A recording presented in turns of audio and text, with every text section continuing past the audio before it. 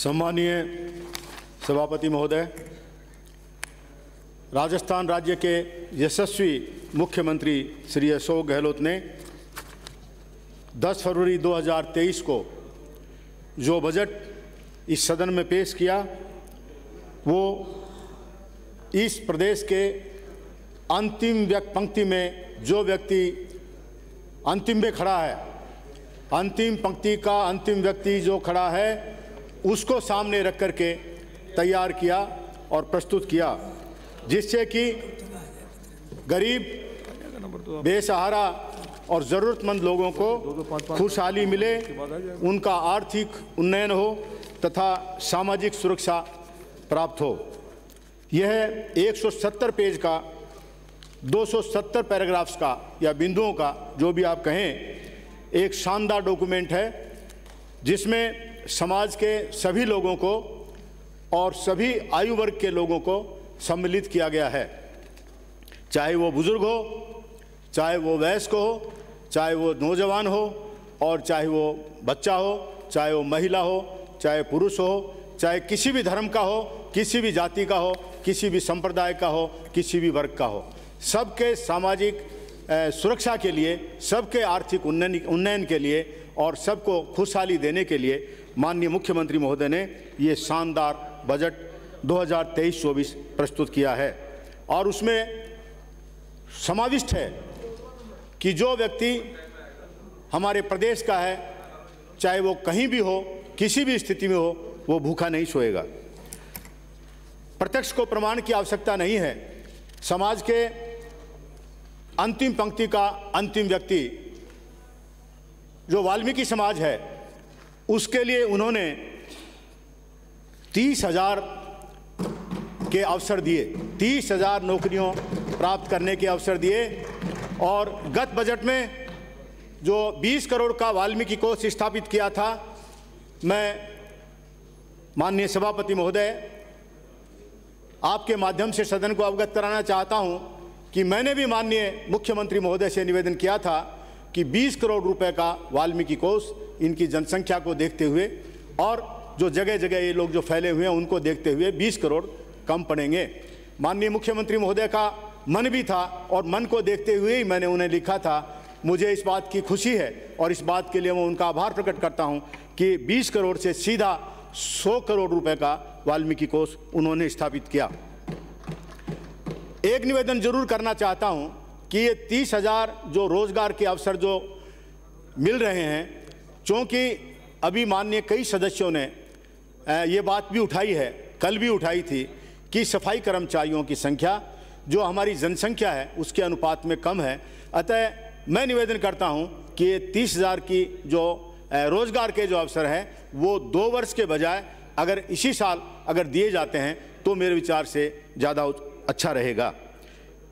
कई संगठन जो इस समाज से जुड़े हुए हैं, उन्होंने मुझसे मुलाकात की है, माननीय मुख्यमंत्री को धन्यवाद दिया है और उनकी ये भावना है कि वाल्मीकि समाज को इतना बड़ा उपकृत माननीय मुख्यमंत्री महोदय कर रहे हैं, तो वाल्मीकि जयंती पर या महर्षि वाल्मीकि प्रकटोत्सव पर एक अवकाश भी वो जरूर इस अपने जो जवाब है उसमें घोषित करें। दूसरा निवेदन करना चाहता हूं कि युवा विकास कल्याण और को 500 करोड़ रुपए का जो ये कोष जो माननीय मुख्यमंत्री महोदय ने किया है, ये तो पहले भी लोगों को स्पष्ट गोचर हो रहा था कि इस बार का बजट युवाओं के लिए आएगा, महिलाओं के लिए आएगा, बेरोजगारों के लिए आएगा, ज़रूरतमंदों के लिए आएगा, समाज के आम व्यक्ति के लिए आएगा। लेकिन खाली ये युवा कोष और कल्याण ही नहीं, उन्होंने अलग अलग कोष और स्थापित किए हैं, जैसे कि ओबीसी के लिए, जैसे कि आपके एमबीसी के लिए, ईडब्ल्यूएस के लिए, अल्पसंख्यक वर्ग के लिए 200 करोड़ रुपए का विकास कोष स्थापित करना कोई छोटी बात नहीं है, एक बहुत शानदार शुरुआत है। दूसरा मैं निवेदन करना चाहता हूं सभापति महोदय कि पिछले दिनों जो पिछले कुछ महीनों से या इस तरह की घटनाएं जो नकल के नाम से या अनफेयर मीन्स के नाम से जो उजागर हो रही थी, वो एक चैलेंज था राज्य सरकार के सामने। माननीय मुख्यमंत्री महोदय ने उस चैलेंज को स्वीकार किया है और फेयरनेस के हिसाब से ट्रांसपेरेंसी को लाने के लिए और अधिक ट्रांसपेरेंसी लाने के लिए राजस्थान सार्वजनिक परीक्षा भर्ती में अनुचित साधनों की रोकथाम के उपाय अधिनियम 2022 लाया गया। और उसी संदर्भ में इस बार स्पेशल टास्क फोर्स STF के गठन की जो उन्होंने घोषणा की, एक बहुत बड़ा सराहनीय कदम है। वन टाइम रजिस्ट्रेशन जो बेरोजगारों के लिए जो शुरुआत किया गया है, एक बहुत बड़ी शुरुआत है। बेरोजगार के लिए जो आवेदन की फीस है वो भी जुगाड़ करना, उसका उपाय करना एक बहुत बड़ी बात है। वो सीधा उनके माता पिता पर भार पड़ता है, कई बार माता पिता का भी कोई साधन नहीं होता। इसलिए एक बार जो रजिस्ट्रेशन बेरोजगार युवक या युवती ने करा दिया वो हमेशा उसके काम आएगा। इसके लिए ये मैं इस बात की बहुत बहुत प्रशंसा करता हूँ। अनुप्रति कोचिंग योजना में 30,000 युवाओं को, युवक युवतियों को जो कोचिंग की जो निःशुल्क जो व्यवस्था की गई है, एक बहुत बड़ी बात है। आज का ज़माना कट थ्रोट कंपटीशन का है, गला काट प्रतियोगिता का है। अगर बच्चा या महिला, लड़का या लड़की बहुत शानदार तरीके से अपनी प्रतियोगिता की तैयारी नहीं करती है तो उसका फ्लाइंग कलर्स के साथ बाहर आना, सफलता प्राप्त करना बहुत मुश्किल है। इसलिए कोचिंग एक अच्छी इंस्टीट्यूट में वो प्राप्त करे, नाम जो जिस इंस्टीट्यूट का अच्छा हो वहाँ प्राप्त करे, बहुत बड़ी बात है। सावित्रीबाई फुले वाचनालय प्रत्येक ब्लॉक स्तर पर बनाना एक बहुत शानदार शुरुआत है। कई बार पुस्तकों के अभाव में, न्यूज़पेपर उपलब्ध नहीं होने के अभाव में, जो अच्छी मैगजीन्स है उसको नहीं मिलने के अभाव में जो ग्रामीण क्षेत्र के लोग हैं वो पिछड़ जाते हैं, बच्चे हैं जो पिछड़ जाते हैं। इन लाइब्रेरी के माध्यम से वो बहुत बड़ा लाभ उठाएंगे। और उद्यम प्रोत्साहन योजना है, स्टार्टअप है, क्योंकि समय मेरा निश्चित है इसलिए मैं थोड़ा संक्षेप में निवेदन करना चाहता हूँ। मेजर ध्यानचंद स्टेडियम योजना है, चिकित्सा सुविधाओं में 25 लाख रुपए तक का इलाज, 10 लाख रुपए की इंश्योरेंस, ये बहुत बड़ी बात है।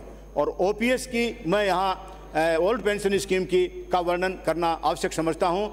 पिछली बार तक तो राज्य के जो कर्मचारी थे वही उसमें शामिल थे, लेकिन माननीय मुख्यमंत्री महोदय की एक बहुत बड़ी सोच है। और जो कर्मचारी वर्ग है वो खाली राज्य सेवा में ही नहीं बल्कि जो हमारे पब्लिक सेक्टर अंडरटेकिंग्स है, स्टेट के अंडरटेकिंग्स है, बोर्ड्स है, निगम है, उन सारे कर्मचारियों को इसमें ओल्ड पेंशन स्कीम में शामिल करके बहुत सराहनीय काम उन्होंने किया है। और इसके अलावा प्रमोशन में जो विसंगतियाँ थी उसमें भी 9, 18 और 27 का लाभ इन बोर्ड और कॉरपोरेशंस के कर्मचारियों को देकर के उन्होंने इनका मनोबल भी बढ़ाया है और सामाजिक सुरक्षा भी बहुत बड़ी प्रदान की है। अन्य पेंशन योजनाओं में स्केल्स में वृद्धि की है, उनका स्कोप बढ़ाया है, ये बहुत बड़ी सामाजिक सुरक्षा का एक काम है। इंदिरा रसोई की संख्या 1000 कर दी। इसी प्रकार से जो 500 करोड़ का जो कोष था SC/ST के विकास का, उसको 1000 करोड़ कर दिया। ये सारे काम ऐसे हैं जो ये प्रमाणित करते हैं, प्रतिपादित करते हैं कि माननीय अशोक गहलोत जी राजस्थान के मुख्यमंत्री हैं, उनका गरीबों के प्रति, ज़रूरतमंद लोगों के प्रति, समाज के उन लोगों के प्रति जो अभी मेन स्ट्रीम में नहीं आ पाए हैं, उसके लिए बहुत बड़ा उनकी अच्छी सोच है। ऊर्जा के विकास में बहुत काम हुए। कानून व्यवस्था और प्रशासनिक सुदृढ़ीकरण के लिए बहुत बड़े काम किए, इसके लिए भी मैं उनका आभार प्रकट करता हूं। चूँकि समय की सीमा है इसलिए मैं अपने विधानसभा क्षेत्र के संदर्भ में निवेदन करना चाहता हूं। मैंने पिलानी में उप तहसील बनाई। माननीय राजस्व मंत्री और माननीय मुख्यमंत्री महोदय ने मेरी पिलानी में उप तहसील बनाई। मैंने निवेदन किया कि उप तहसील से काम नहीं चलेगा, क्योंकि मेरे विधानसभा क्षेत्र के पिलानी की 2 नगर पालिकाओं के लोगों को और 24 पंचायत के लोगों को दूसरी विधानसभा क्षेत्र में जाना पड़ता है। इसलिए मुझे खुशी है इस बात के लिए और मैं उनका आभार प्रकट करना चाहता हूं माननीय मुख्यमंत्री महोदय का और माननीय राजस्व मंत्री महोदय का कि पिलानी की उप तहसील को उन्होंने तहसील में क्रमोन्नत कर दिया। इससे बहुत बड़ी संख्या में लोगों को लाभ मिलेगा और दूसरी विधानसभा क्षेत्र में नहीं उनको जाना पड़ेगा। लेकिन चूंकि माननीय राजस्व मंत्री आज सदन में मौजूद हैं, मैं निवेदन करना चाहता हूं कि ये जो तहसील है ये बनाई आपने पिलानी के लिए, पिलानी विधानसभा क्षेत्र के लिए। इसलिए जब तक वहाँ SDM का पद नहीं आए, पहली बात तो मैं निवेदन करना चाहता हूँ कि आपकी पॉलिसी है जहां तहसीलदार है वहां एसडीएम आपका होता है।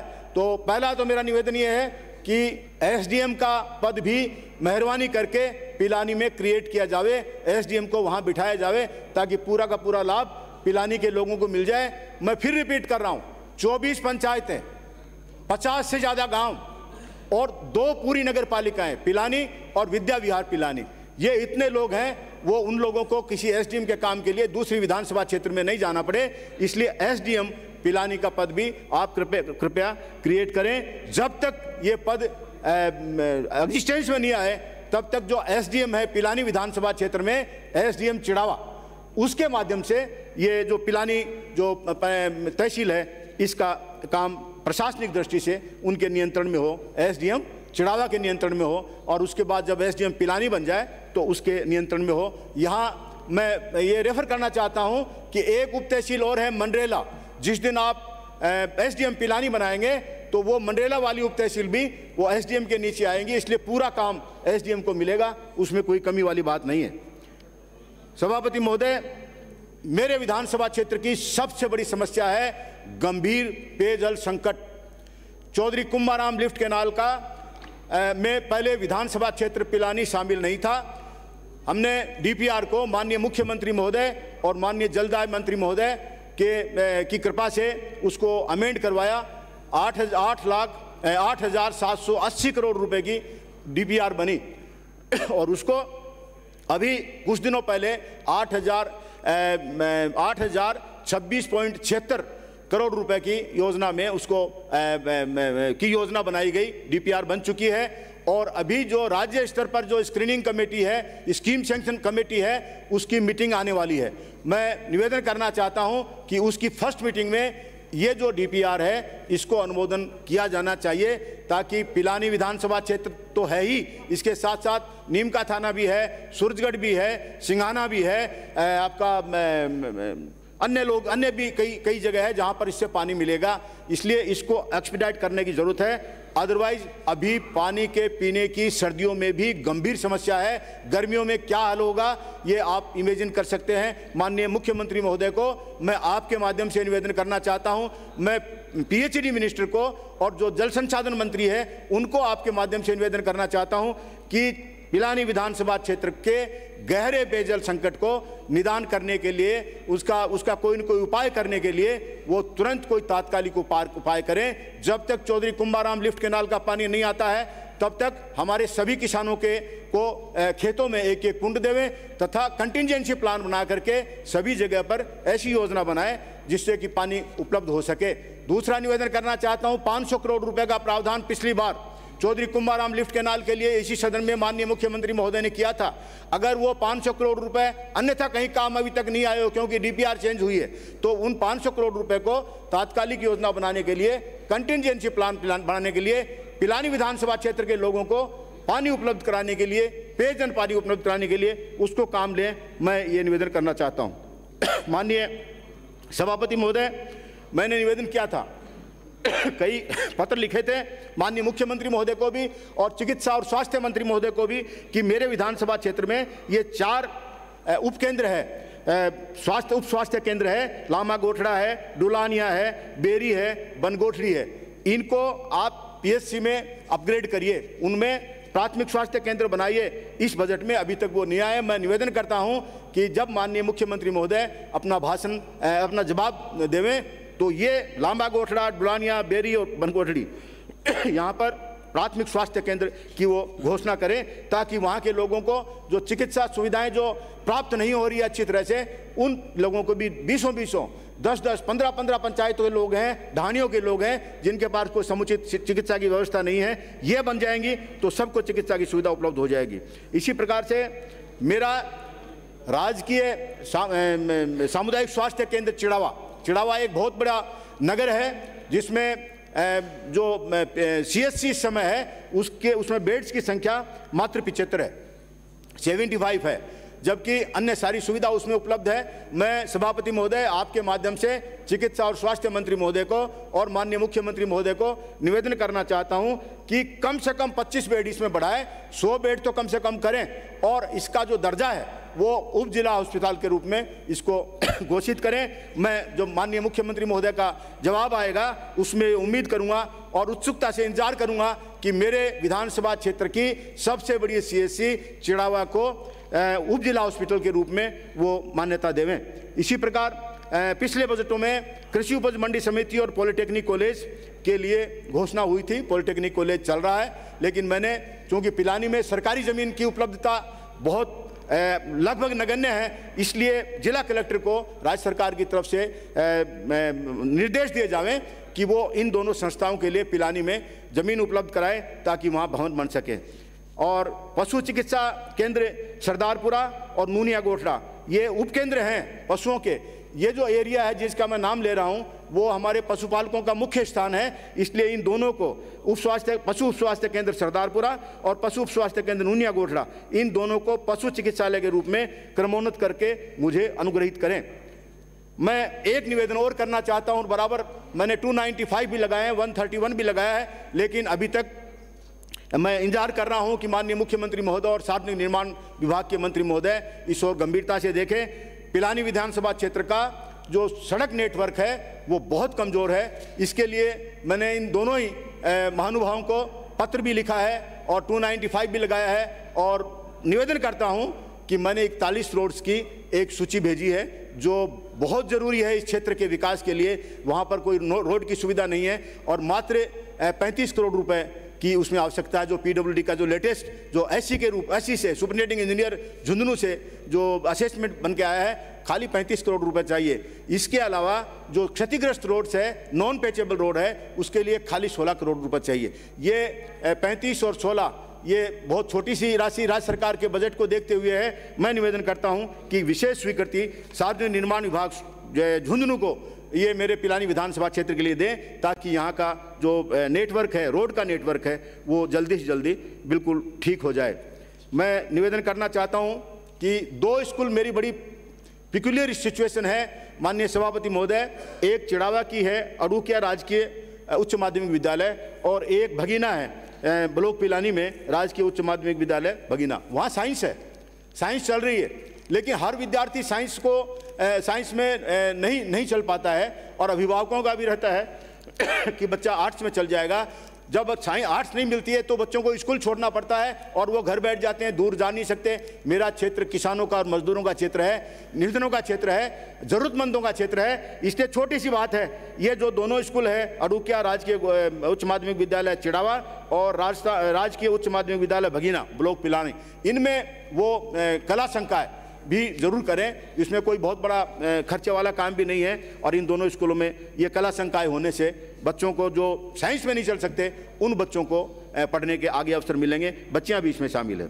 अंग्रेजी माध्यम के जो विद्यालय है उसके लिए मैंने बहुत बड़ी लिस्ट नहीं भेजी बल्कि सिलेक्टेड जगह की लिस्ट भेजी है। मैंने भी भेजी है, जो हमारे CBO हैं 2 उन्होंने भी भेजी है और बिल्कुल स्पेसिफिक उसमें कारण लिखे हैं, उनकी क्वालिफिकेशन लिखी है, वो एरिया क्वालिफाई होते हैं। मैं माननीय शिक्षा मंत्री महोदय यहाँ विराजमान है, मैं निवेदन करता हूँ कि जब भी आप 1000 स्कूल्स की जैसे घोषणा हुई है कि महात्मा गांधी अंग्रेजी मीडियम स्कूल खुलेगी, तो मेरे विधानसभा क्षेत्र से जो प्रस्ताव अधिकारियों के मार्फत भी आए हैं मैंने भी आपको भेजे हैं, एक बार नहीं अनेक बार भेजे हैं। कृपया उन पर सकारात्मक और सहानुभूतिपूर्वक गौर करें।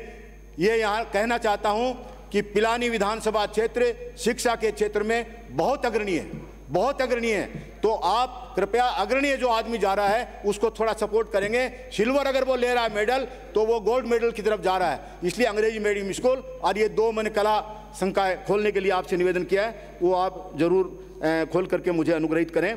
कृषि महाविद्यालय माननीय मुख्यमंत्री महोदय ने पिछली बार मुझे बहुत बड़ी सौगात दी थी, क्योंकि मेरा तो क्षेत्र ही किसानों का है। कृषि महाविद्यालय मुझे स्वीकृत किया था। आपको सदन को आपके मार्फत मैं जानकारी देता हूं, पिलानी में विधानसभा क्षेत्र के चिड़ावा नगर में कृषि महाविद्यालय चालू हो गया है। मैंने व्यवस्था कर दी है एक टेम्परेरी बिल्डिंग के अंदर।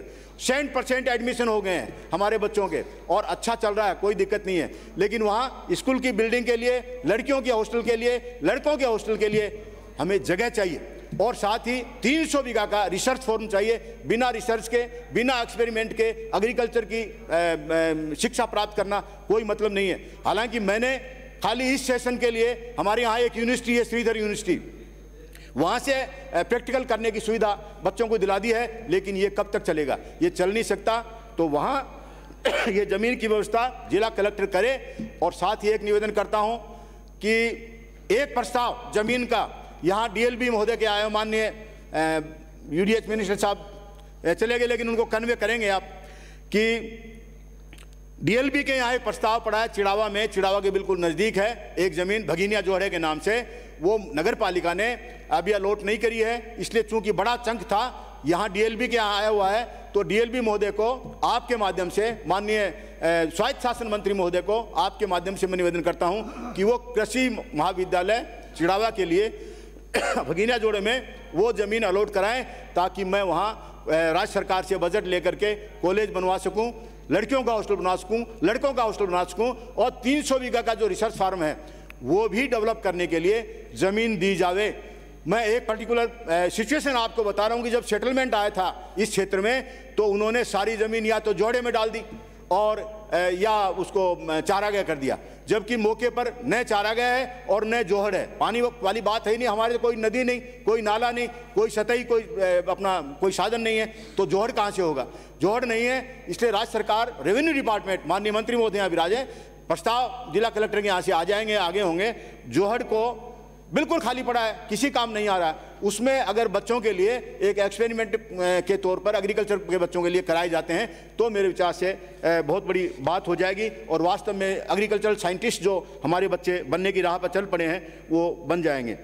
अन्य माननीय उच्च शिक्षा मंत्री महोदय से आपके माध्यम से निवेदन करना चाहता हूँ कि पिलानी विधानसभा क्षेत्र में 10 साल तक भारतीय जनता पार्टी के विधायक रहे, बहुत अच्छे थे, मैं किसी की बुराई नहीं करता, मेरे सिस्टम में भी नहीं है, लेकिन नौजवानों के आंदोलन करने के बावजूद 10 साल तक धरने पर बैठने के बावजूद एक भी कॉलेज नहीं मिल पाई। और माननीय मुख्यमंत्री महोदय का मैं आभार प्रकट करना चाहता हूं सदन के मार्फत, आपके मार्फत, कि 4 कॉलेज दी। अभी 2 साल तो कोरोना खा गया, मेरे इसी टेन्योर में 4 कॉलेज दी, एक गवर्नमेंट कॉलेज चिड़ावा, एक गर्ल्स कन्या महाविद्यालय पिलानी, एक पॉलिटेक्निक कॉलेज पिलानी और एक कृषि महाविद्यालय चिड़ावा, 4 कॉलेज दी। मैं उम्मीद करता हूं कि जिला कलेक्टर को लिख करके इनकी ज़मीन वगैरह की जो समस्याएं हैं वो निपटाई जानी चाहिए। आपके यहाँ से डायरेक्शन जाएगा तो मेरे विचार से ये मेरी समस्या है उसका समाधान हो जाएगा। टीचिंग स्टाफ की समस्या और जो टीचिंग और नॉन टीचिंग स्टाफ की समस्या, जो नए कॉलेज बने हैं उसमें सभी जगह विद्यमान है, लेकिन अगर अपॉइंटमेंट डायरेक्ट नहीं कर सकें, पोस्टिंग नहीं कर सकें, ट्रांसफर परमानेंट नहीं कर सकें, तो कार्य व्यवस्था के लिए वहाँ टीचर मतलब जो असिस्टेंट प्रोफेसर्स हैं, लेक्चरर्स हैं और जो नॉन टीचिंग स्टाफ है, इन कॉलेजेज में लगाया जाए ताकि भविष्य के बच्चों के भविष्य के साथ कोई खिलवाड़ नहीं हो जाए। एडमिशन वगैरह मेरे यहाँ जो कॉलेज खुली है उसमें लगभग 100% हो गए हैं। अंत में मैं निवेदन करना चाहता हूँ सभापति महोदय कि एक एक्सचेंज का दफ्तर PWD का मैंने मांगा है। कारण है उसका, मेरे 2 सब डिवीजन तो हमारे हैं, एक सब डिवीजन बिल्कुल पड़ोस में सूरजगढ़ का है, 3 सब डिवीजन PWD के हैं, एक एक्सचेंज जो कि हमारे को 65 किलोमीटर जाना पड़ता है, 65 किलोमीटर जाना पड़ता है एक्सचेंज के लिए, डिवीजन के लिए। इसलिए वहाँ चिड़ावा में बिल्डिंग बनी हुई है और सब कुछ है। और श्रीमती इंदिरा गांधी जी जब थी सूचना और प्रसारण मंत्री, तब उसके आसपास उद्घाटन करने के लिए वो आई थी। ऐतिहासिक महत्व के स्थान है, इसलिए वहाँ सब डिवीजन एक डिवीजन PWD का एक्शन वहाँ बैठना चाहिए। और एक निवेदन और करना चाहता हूँ, मनरेला मेरे विधानसभा क्षेत्र का एक्सट्रीम कोना है जो चूरू से लगता है और उधर अन्य स्थानों से लगता है। मैं निवेदन करना चाहता हूँ कि वहाँ पर जो नॉर्म अजमेर विद्युत वितरण निगम लिमिटेड ने तय कर रखे हैं, उन नॉर्म से कहीं ज़्यादा कनेक्शन है उपभोक्ताओं के। पिछली बार भी मैंने निवेदन किया था और अब मैं निवेदन कर रहा हूं, माननीय ऊर्जा मंत्री महोदय नहीं, आपके माध्यम से कर रहा हूं कि मेरे मंडेला में, पिलानी विधानसभा क्षेत्र के मंडेला में एक पद AN राजस्थान अजमेर विद्युत वितरण निगम लिमिटेड का सृजित होना चाहिए। उनको बगड़ जाना पड़ता है, बगड़ झुंझुनू विधानसभा क्षेत्र का, विधानसभा क्षेत्र पिलानी का है ही नहीं, दूसरी विधानसभा क्षेत्र में जाना बड़ा तकलीफ दे होता है और आदमी के स्वाभिमान को ठेस पहुंचती है। वहाँ कोई मिले नहीं मिले, तो वो एक मैं जरूर आपके माध्यम से सभापति महोदय चाहता हूं। अंत में मैं निवेदन करना चाहता हूं, आज भी माननीय खेलकूद मंत्री से, युवा मामलात मंत्री से मेरा निवेदन हुआ है, मैंने निवेदन किया है कि पिलानी विधानसभा क्षेत्र बल्कि झुंझुनू जिला जो फिजिकली जो साउंड लोग हैं, जो खेल कूद में जो बहुत आगे बढ़ते हैं, जो टैलेंटेड बच्चे हैं, युवक हैं, युवतियां हैं, उनके लिए जाना माना क्षेत्र है, परंतु सुविधा तो होनी चाहिए। बिना सुविधा के हमारे बच्चे किस प्रकार से अपनी प्रतिभा को निखार सकेंगे। इसलिए एक तो मैं निवेदन कर रहा हूं कि गुरु हनुमान व्यायामशाला है, सार्वजनिक संस्था है, किसी की प्राइवेट आदमी की नहीं है। हमारे सांसद श्री शीश राम जी ओला साहब, उन्होंने उसको डेवलप की थी, सांसद कोष से काफ़ी पैसा लगाया। मैं जब एमएलए बना तो मैंने भी पैसा लगाया। हमारे पास ज़मीन है 1.26 हेक्टेयर्स, उसमें खेल स्टेडियम बनना चाहिए। और अगर खेल स्टेडियम अन्य किसी योजना में नहीं बन रहा हो तो मैं मेरे विधायकों से 25 लाख रुपए की घोषणा कर रहा हूं। 25 लाख रुपए मेजर ध्यानचंद जो स्टेडियम की योजना है, माननीय खेलकूद और युवा मामलात मंत्री स्वीकृत करने की घोषणा इसी जवाब में कर दें। मेरा चेक सीओ के पास पहुंच जाएगा, ताकि कम से कम 50 लाख में तो ये जो मेजर ध्यानचंद स्टेडियम चिड़ाव में बने। इसके अलावा मंडेला में हमारे पास गवर्नमेंट स्कूल है, उसका खेल का मैदान है, किसी अन्य योजना के अंतर्गत वहाँ भी एक खेल का मैदान बनाया जाए। माननीय सभापति महोदय, ये सब मांगों के बावजूद भी मैं कंक्लूड करता हूँ कि माननीय मुख्यमंत्री महोदय का ये जरूरतमंद और बेसहारा गरीबों का अंतिम पंक्ति के अंतिम व्यक्ति के लिए बनाया गया बजट बहुत सराहनीय है, खुशहाली देने वाला है, और मैं इसके पक्ष में अपना जोरदार समर्थन व्यक्त करता हूं। धन्यवाद। Thank you.